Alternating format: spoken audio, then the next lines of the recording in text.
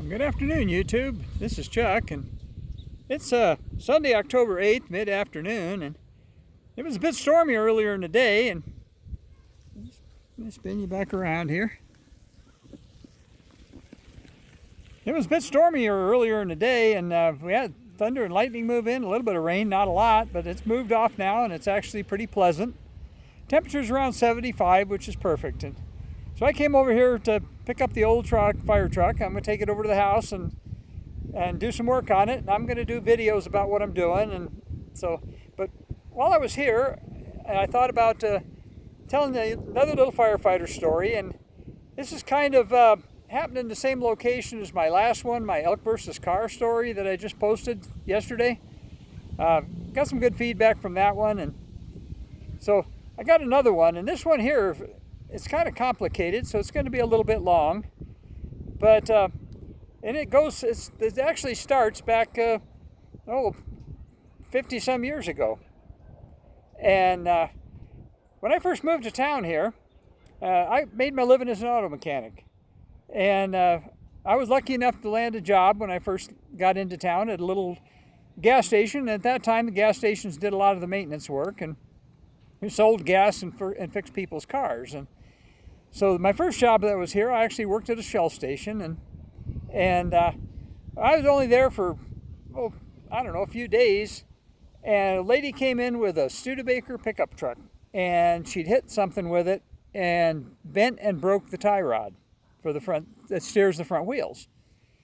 And she wanted to know if I could fix it. Well, I took a look at it and said, yeah, I can fix that. And so anyway, so she left the truck there. It came in on a tow truck, and she left it there, and I went ahead and meticulously straightened out the tie rod and welded it back together where it was broke and fixed it and aligned the front wheels best I could. I didn't have an alignment rack, but in those days you didn't need one. And anyway, I fixed it for her, and the lady's name was Margaret, and she was part of one of the old families here, and she'd been here for a long time, and she was a original ranch lady, and she's one of those kind of people that you always knew where she stood, and if she liked you, and if she didn't like you, she didn't like you. And when I fixed her old truck, Margaret liked me, and so for years I'd run into Margaret every once in a while, and she always had a big smile for me, and she'd always tell me how that truck you fixed is still working fine. And that almost became like an inside joke between the two of us, and so finally the old truck got parked, and where Margaret lived was she lived out in rural acreage on a dead-end road, and the only way you're going to go by her house is if you got a reason to go down there. Well, later on I became the fire chief in that area, and so Margaret was in my district, and I knew somebody else that lived on that street, and so I was down there every once in a while, and that old Studebaker pickup truck and was sat in a shed, and you could see it back there, and as you drove by. And now Studebaker made trucks up until 1963, and this one I don't remember what year it was, but it was probably one of the later ones that they made. And so shortly after that they quit making them, and it was kind of a cool old truck, and I often thought that someday I'd maybe talk to Margaret and see if she'd sell it to me, because it looked like the kind of thing I'd like to have to drive. Well, I never got around to doing that. But my story today is actually, it's about Margaret, but it's actually about something else that happened. Now, if you watched my last video about the car versus elk, that turned out to be a little bit funny. This one happened within about a mile of where that one happened. And Margaret at that time, she was driving a Ford Expedition. And normally, she's an older lady, and normally she went out late at night, and she was home usually by dark. But this one night, for whatever reason, she'd ended up staying at a friend's in town until pretty late. And she was on her way home about 11 p.m. And on that road, there's an area where there's a pretty long straightaway, and people tend to drive a little faster than they should on that straightaway. And I talked about that in the last video as well. But anyway, make a long story short, Margaret was getting down near the end of that straightaway, and all of a sudden a big old cow elk jumped out of the bushes right in front of her, and she hit it. Well, she slammed on the brakes, but she still hit about the same time she hit the elk, so the front of the vehicle nosedived, and she hit the elk hard enough. She was still carrying enough speed that the elk came across her hood, busted in the windshield, caved in the roof, and then fell off the side of the vehicle on the right side. I mean, she hit it pretty hard, and it did a lot of damage to the vehicle. Well, Margaret didn't have a cell phone, so when she sat there for a couple minutes to collect her thoughts and realized, well, you know, that there's not going to be anybody coming down this rural road at night, and so she started her truck up and her SUV up, and it still ran. So she said, well, I'm not too far from home, I'll just drive home. So she did, and she overheated it in the process and ruined the engine probably. But anyway, when she got home, she called the sheriff's office and told them what happened. And they sent a deputy out there. Well, the deputy, he didn't have any trouble finding the scene of the accident. It was on the way. And when he got there, he discovered that the elk was laying right on the side of the road. And the impact of the accident had broke all four legs. But the elk was still alive. So he went and got his long gun out of his patrol car, and he did what he had to do and finished off the elk, and then drove on over to Margaret's house to take the report. Now this was in our response area as fire department, but they never dispatched us because Margaret had told them she wasn't injured at all, and there was no injuries. It was just a non-injury accident. And so the deputy went out and met with Margaret and took the information and confirmed that she was okay. And she, like they say in football, she was a little bit shaken up on the play because she was a pretty old lady by that time. But she was not injured. So anyway, the next morning, I happened to be out there and I found the accident scene. And so I called the sheriff's office because I wondered why we didn't get dispatched to that. And so I called the sheriff's office, and the dispatcher explained to me what the log said. And so, okay, that was all fine. But when they gave me Margaret's name, I thought, well, maybe I better go check on her to make sure she's okay.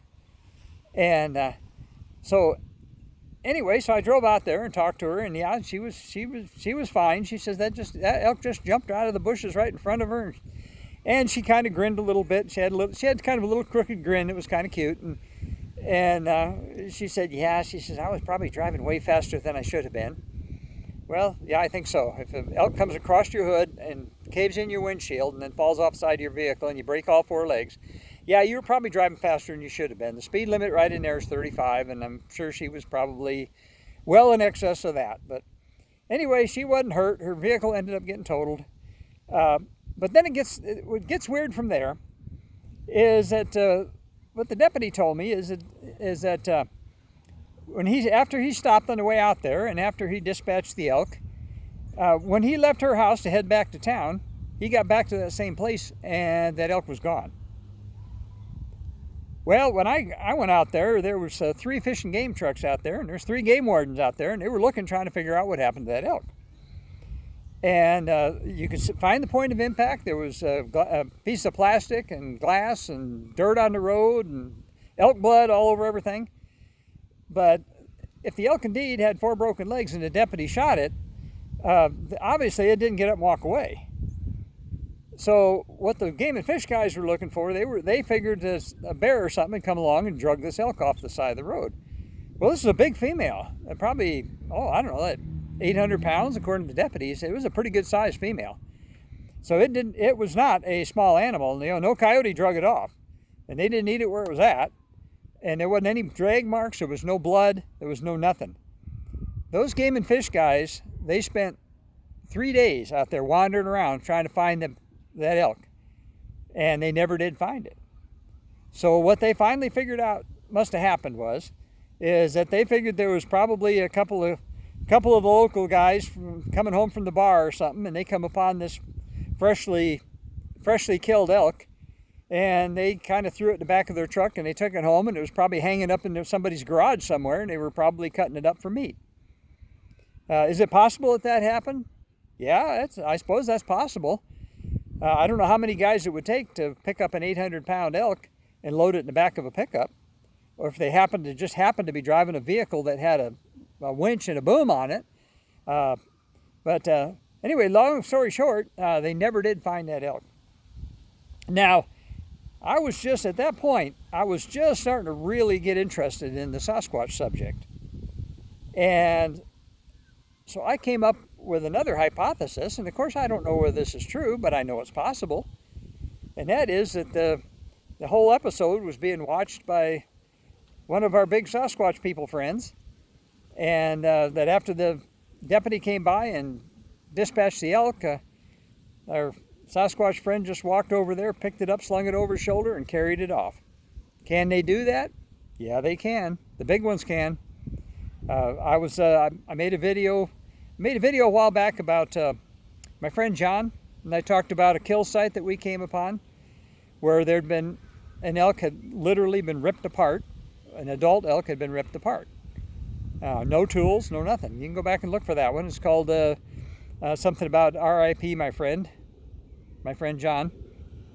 But so could there possibly be a Bigfoot connection to this story? And the answer is yeah, there could be.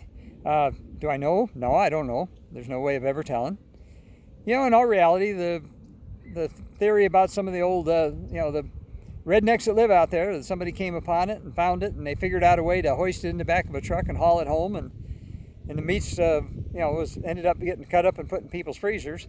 That's probably what happened, but maybe not. So that's my story for right now, and I'll, as I always tell you, take care of each other, love each other.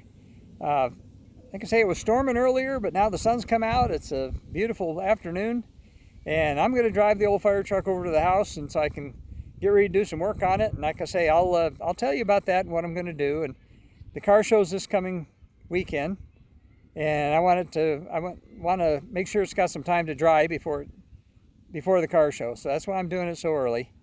So let me spin you around, give you one last look.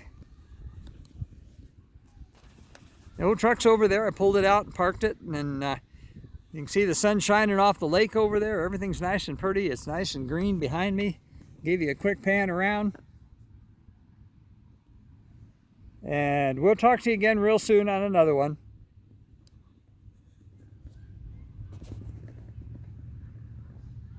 I'm going to take the old fire truck over to the house, and then probably grab Flapjack and walk back over here to get my white truck. So for right now, I'll just tell you peace out.